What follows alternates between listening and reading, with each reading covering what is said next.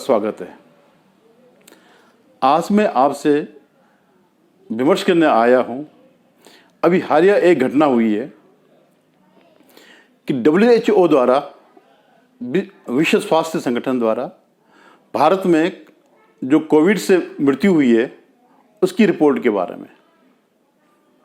अब आप देखिए इस देश में क्या चल रहा है। एक गैंग है जो 2014 से लेकर आज तक लगातार भारत की छवि खराब करने के लिए लगा हुआ है। और उसका उद्देश्य क्या है? सिर्फ मोदी विरोध के लिए ये किसी भी हद तक जा सकते हैं और जा रहे हैं। अब मैं WHO की रिपोर्ट के बारे में बात करता हूं। WHO के जो डायरेक्टर जनरल हैं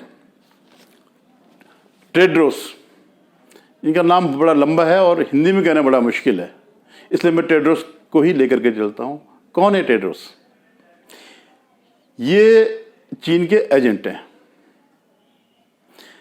ये जिनपिंग की कृपा से ही 2017 में बने थे, क्योंकि जो इनका चुनाव जो होता उसमें जिस राष्ट्र का बड़ा जितना योगदान होता उसको उतनी ज़्यादा इन्फ्लुएंस होता, उसका उतना वोट होता, तो उनकी कृपा से बने। ये वो टेड्रोस हैं जिन्होंने आज तक नहीं बताया कि जो ये कोरोना वायरस है इसकी उत्पत्ति वुहान लैब से हुई। नहीं बता सकते, वो सारी दुनिया जानती है, लेकिन वो नहीं कहेंगे। क्यों नहीं कहेंगे? क्योंकि उनके मालिक जिनपिंग है। तो जब तक WHO नहीं कहेगा तब तक इस बात को मान्यता भी नहीं मिलेगी। और मजेदार बात तो यह है कि अभी जो इस कोरोना की वजह से जो डेथ हुई है उसमें उन्होंने नेगेटिव डेथ बताई इनकी, चीन में, यानी मरे हुए लोग भी जिंदा हो गए। तो ये इनका ये है। ये वो शख्स हैं जिन्होंने कई महीने तक ये नहीं बताया कि जो कोरोना वायरस है ये संपर्क से होगा, ये फैलने वाली बीमारी है। इसके ड्रॉपलेट्स हवा में इसके ड्रॉपलेट से जो है दूसरे को फर्क पड़ेगा, किसी के संपर्क आने में फर्क पड़ेगा। और जब तक इन्होंने बताया तब तक पूरी दुनिया में ये फैल चुका था। तो उन्हें ये भी बताने में बड़ी झिझक हुई, क्योंकि इसका सीधा ये था कि जनता में, विश्व में ये मैसेज जाएगा कि यार देखिए चीन ने एक ऐसी बीमारी दुनिया को दे दी। अब मैं आता हूं उस समय के बारे में। उस काल में आप जरा याद कीजिए वो समय जब इसकी शुरुआत हुई थी, जब ये मार्च तक पता चल गया था कि ये संक्रमण बीमारी है, ये फैलने वाली बीमारी है, बहुत जल्दी फैल सकती है। तो भारत सरकार ने निर्णय लिया लॉकडाउन का, कि जो जहां पर है वहीं पर रहे। क्योंकि ये बीमारी भारत में नहीं पैदा हुई थी, ये विदेशों से आई। और मुख्यतः 3 शहर थे इसमें जहां बाहर से आने की संभावना थी। एक तो दिल्ली, एक मुंबई, और तीसरी जगह थी केरला। क्योंकि केरल में भी गल्फ कंट्रीज से लोग आते हैं और गल्फ कंट्रीज तक भी ये वायरस फैल चुका था। क्योंकि गल्फ कंट्रीज में जो काम करने वाले थे वुहान में भी काम करते थे, तो वहाँ भी पहुँच चुका था। तो भारत के पास 3 सेंटर ऐसे थे जहाँ की सबसे ज़्यादा संभावना थी, और जो भी अगर फैला होगा तो इन्हीं शहरों तक था। तो सरकार ने एक बड़ा अच्छा निर्णय लिया कि जो जहाँ पर है वहीं पर रहे, ताकि उनकी इलाज किया जा सके या उनकी देखभाल की जा सके, या जो कुछ भी बन सकता हो वो किया जाए। अब आप देखिए उस समय क्या हुआ। उसमें हुआ ये कि जैसे ही सरकार ने लॉकडाउन किया तो कुछ चेहरे याद करिए आप उस समय के। प्रशांत भूषण, योगेंद्र यादव, केजरीवाल, उद्धव ठाकरे और कई ऐसे एक्टिविस्ट कि साहब ये इनके अधिकारों का हनन हो गया, इन्हें घर जाना चाहिए, इस ढंग से एक माहौल बनाया गया और उन लोगों को डराया गया। उन लोगों को एक मन में भय हो गया कि सब मरने वाले हैं, इसलिए हम कम से कम अपने घर जा कर के मरेंगे। और ये मजदूर जो है सड़कों पर उतर गए। दिल्ली का किस्सा तो आप लोगों को पता ही होगा, किस तरह से रूमर फैलाई कि दिल्ली के बॉर्डर पर यूपी की रोडवेज बसें खड़ी इनको ले जाने के लिए, जबकि कुछ सच्चाई कुछ नहीं थी, कोई नहीं था। तो खैर ये लोग निकल गए, कोई पैदल निकला, कोई वाहन से निकला, मुंबई से भी लोग पैदल निकलने लग गए। फिर अब इस गैंग ने कहा कि साहब सरकार ने इनको ले जाने की व्यवस्था क्यों नहीं करी। भाई जो सरकार लॉकडाउन इस उद्देश्य से कर रही कि जो जहाँ पर है वहीं पर है, ये स्प्रेड ना हो, वो क्यों चाहेगी कि अगर कोई इनमें कोई संभावित या कोई उसका मरीज है कोरोना का, तो दूसरी जगह जाकर के न फैलाने दे। वो तो रोकेगा ही कि फैले ना ये बीमारी। लेकिन इसको लेकर के पूरे दुनिया में, पूरे देश में हल्ला मचा दिया। एनीवे जब ये सब चलता रहा तो सरकार ने भी फिर इनको घर घर पहुंचाया, स्पेशल ट्रेनें लगाई, बसें लगाई, किसी तरह इनको उनके जो स्थान जहां उन्हें जाना था वहां पहुंचाया।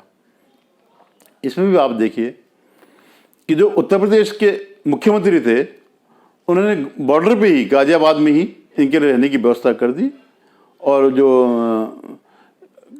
कंटेनमेंट या रोकने की व्यवस्था की, ताकि जो है पहले उनका इलाज जो भी संभव हो या उनकी टेस्टिंग हो, तभी इनको आगे जाने दिया गया और इनको 10-15 दिन तक उनको वहाँ पे रोका गया। फिर ये लोग अपने उसमें गए। इसी से मैं बिहार के जो चीफ मिनिस्टर थे नीतीश जी, उन्होंने भी मना किया इन लोगों को आने से, क्योंकि उनको पता है कि ये लोग आएंगे तो निश्चित रूप से गांव-गांव तक ये बीमारी फैल जाएगी। लेकिन जन दबाव में फिर उनको भी इन सबको लेना पड़ा। तो ये एक सामूहिक प्रयास था इस बीमारी को फैलाने का। और वही चेहरे जो आज इस बात को कह रहे हैं कि साहब यहाँ 4.5 लाख लोग नहीं मरे, बल्कि 47 लाख, 46 लाख 70 हज़ार लोग मरे, ये वही चेहरे थे जो तब भी शोर मचा रहे थे फैलाने में और जो आज भी शोर मचा रहे हैं। इसके अलावा आप ये देखिए कि जब कुछ समय बाद इसकी वैक्सीन विकसित हुई तो भारत ने भी वो करी कोवैक्सीन करके, और भारत में भी कोविशील्ड का जो ब्रिटिश कंपनी है उनकी लाइसेंस पे जो है यहाँ पुणे में सब सीरम इंस्टीट्यूट में बनता है। तो इन्होंने भी, भारत ने भी ये कर दिया। लेकिन तभी जब ये लगने लग गया था कि हाँ वैक्सीन अवेलेबल हो जाएगी भारत में, तो ये गैंग विदेशी वैक्सीन की जो है के लिए बैटिंग करने लग गया कि नहीं, हमें जो है फाइजर चाहिए, हमें एस्ट्राजेनेका चाहिए, मॉडर्ना चाहिए, सिनोफार्म चाहिए, और एक दो और वैक्सीन जो हैं इनके लिए स्पुतनिक 5, इनके लिए बैटिंग करने लग गया। इसलिए नहीं कि इससे जनता को फ़ायदा मिलेगा, बल्कि इसलिए क्योंकि ये इतनी महंगी पड़ती भारत में कि भारतीयों के लिए खरीदना संभव नहीं था। और वे जानते थे कि अल्टीमेटली ऐसा दवा पड़ेगा, फ्री में देनी पड़ेगी। तो फ्री में देने से जो है 2-2 डोज, अब तो 3-3 डोज भी हो गए, फ्री में देने से भारत की अर्थव्यवस्था तबाह हो जाएगी। और इन्होंने लगातार भारत की वैक्सीन का विरोध किया। जो कारण ये सही है कि एक वैक्सीन को होने में, तैयार होने में या उसकी सफलता जांचने में टाइम लगता है, लेकिन ये तो हर एक के साथ था, चाहे फाइजर के साथ हो या कोविशील्ड के साथ हो या कोवैक्सीन के साथ हो या स्पुतनिक 5 के साथ हो। लेकिन आपको चाहिए वही वैक्सीन।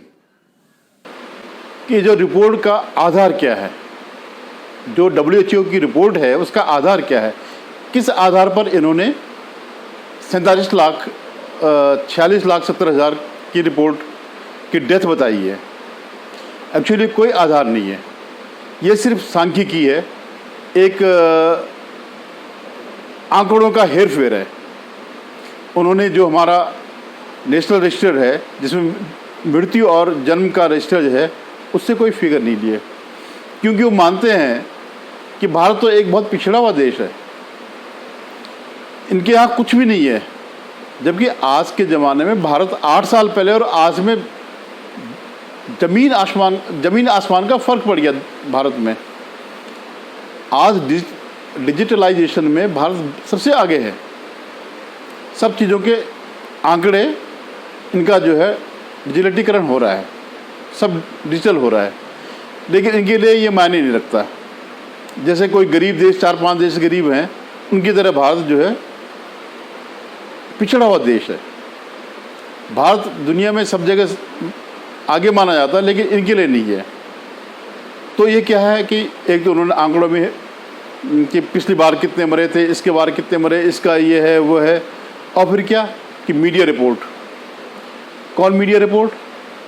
वही गैंग जो तब से ये लगा हुआ है कि भारत में जो है कोविड में लोग मर रहे हैं और इतने मरेंगे और मरेंगे, ये सब चीज़ें जो है करने वाला वही गैंग जो है, उनकी रिपोर्ट में माना उन्होंने। और क्या है कि 17 राज्यों के आंकड़े लिए, 30-35 राज्य है, आपने 17 राज्यों के आंकड़े क्यों लिए? और RTI से, तो इस ढंग से उन्होंने, सच्चाई से कोई संबंध नहीं है। अब इसका सबसे बड़ा मैं प्रमाण देता हूँ कि क्या है। अब जो है सुप्रीम कोर्ट ने जैसे आदेश निकाला कि जो लोग जिनकी कोविड में डेथ हुई है उनको कंपनसेशन दिया जाए। आज ये अवश्य है कि एक और गुजरात ऐसा राज्य है जहाँ जितनी डेथ हुई है उससे ज़्यादा लोगों ने फॉर्म भरे हैं कंपनसेशन के।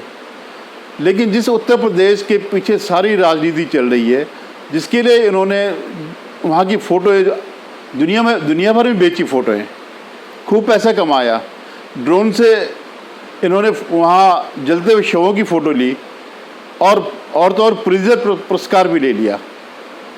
तो उस यूपी में जितनी डेथ हुई है उससे कम लोगों ने आवेदन किया है कंपनसेशन के लिए। तो ये स्थिति है। इनका सारा जो है सारा अभियान यूपी के खिलाफ था, और उसी यूपी में स्थिति ऐसे नहीं थी जैसा ये गैंग दिखा रहा था। तो कहने का मतलब ये है कि क्योंकि यूपी के जो मुख्यमंत्री हैं वो एक योगी हैं, हिंदू धर्मयोगी हैं, तो वो इन्हें जो है फूटी आंखों से वो सुहा नहीं रहे। तो सारा प्रचार सब कुछ इनके खिलाफ हो रहा है, और उस यूपी की स्थिति है।